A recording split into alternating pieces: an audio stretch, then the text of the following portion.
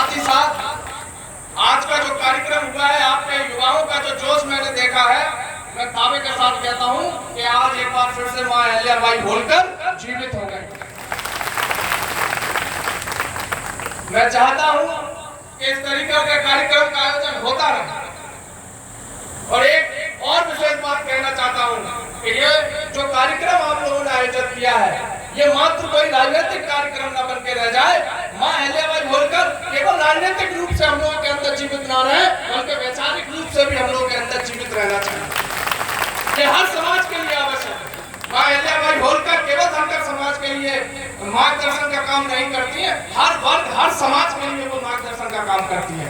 कई महापुरुष हम लोगों के हुए हैं, वो उनकी कोई जात बरादरी उन्हें बांधा नहीं जा सकता। चाहे वो आदरणीय लोहिया जी हो, चाहे आदरणीय जयप्रकाश नारायण हो, चाहे माननीय मुलायम सिंह यादव जी हो, अहिल्याबाई होलकर जी हो, भगत सिंह हो, महात्मा गांधी।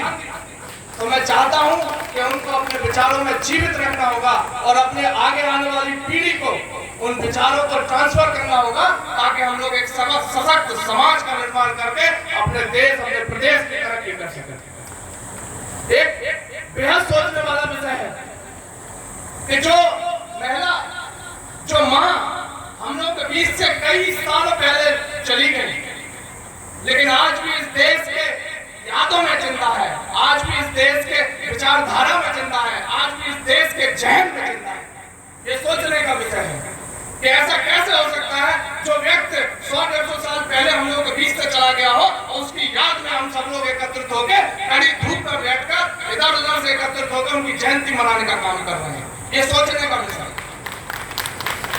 ऐसा क्या था उस महिला में जो हम सब लोग यहाँ एकत्रित हुए? माननीय मंत्री जी इतने व्यस्त होने के बावजूद भी 3 से 4 घंटे आप लोगों को देने के लिए यहाँ बैठे हैं। उस महिला ने हर जात वात धर्म के लिए काम करने का काम किया, इसीलिए उन्हें माँ के नाम से संबोधित किया गया, क्योंकि माँ कभी भी अपनी औलादों में परिवर्तन, कभी भी अपनी औलादों में अलग नहीं कर सकती, किसी को भी आशीर्वाद कम नहीं दे सकती। तो मैं आप लोगों से चाहता हूं कि अपने जो भी महापुरुष हैं, किसी भी धर्म से हो, उन सब लोगों के विचारों को हम लोगों को सुनना चाहिए, उनकी विचार को, उनकी जीवनी को सुनना चाहिए, ताकि हम लोग आगे बढ़ सकें। मैं बहुत अधिक नहीं बोलूंगा क्योंकि काफी समय हो चुका है, आप लोगों ने कई ओजस्वी वक्ताओं को सुना। मैं अधिक न बोलते हुए मात्र इतना कहना चाहता हूं कि अभी विगत 1 साल के अंदर हमने 2 चुनावों का सामना, एक चुनाव विधानसभा का था और एक चुनाव सत्य नेताजी जब हम लोग के बीच में नहीं रहे थे, तो एक उपचुनाव के रूप में लोकसभा का चुनाव भी हम लोगों ने उससे देखने का सामना। मुझे कहते हुए बेहद खुशी है कि आप सब लोगों के आशीर्वाद से समाजवादी पार्टी ने वो दोनों चुनावों में ऐतिहासिक विजय प्राप्त करी जसवंत नगर विधानसभा से। ये सब आप लोगों के आशीर्वाद की देन है। और मुझे ये कहते हुए फक्र है कि इन दोनों चुनावों में मैं समझता हूँ शायद ही कोई बोलेंगे ऐसी बघेल समाज की बची होगी जो समाजवादी पार्टी 88 मतों से जीत के न गई। मैं आप लोगों से बस एक विनती करना चाहता हूँ कि जो आशीर्वाद आप लोग शिवपाल सिंह यादव जी को दे रहे हैं, ये आशीर्वाद आप शिवपाल सिंह यादव जी पे बनाए रखें। ये ऐसा व्यक्तित्व है आप लोगों के सामने, मैं दावा करता हूँ ये ऐसा व्यक्तित्व आप लोगों के सामने बैठा हुआ है, जिस लड़ाई को लड़ने की आप बात कर रहे हो, ये वो व्यक्तित्व है आपकी लड़ाई सड़क से लेकर विधानसभा से लेकर संसद तक लड़ने का काम करेगा। आपकी जो भी समस्याएं, उन समस्याओं को हर समय सुनने का काम करेगा, आपके सुख दुख का साथी बनने का काम करेगा।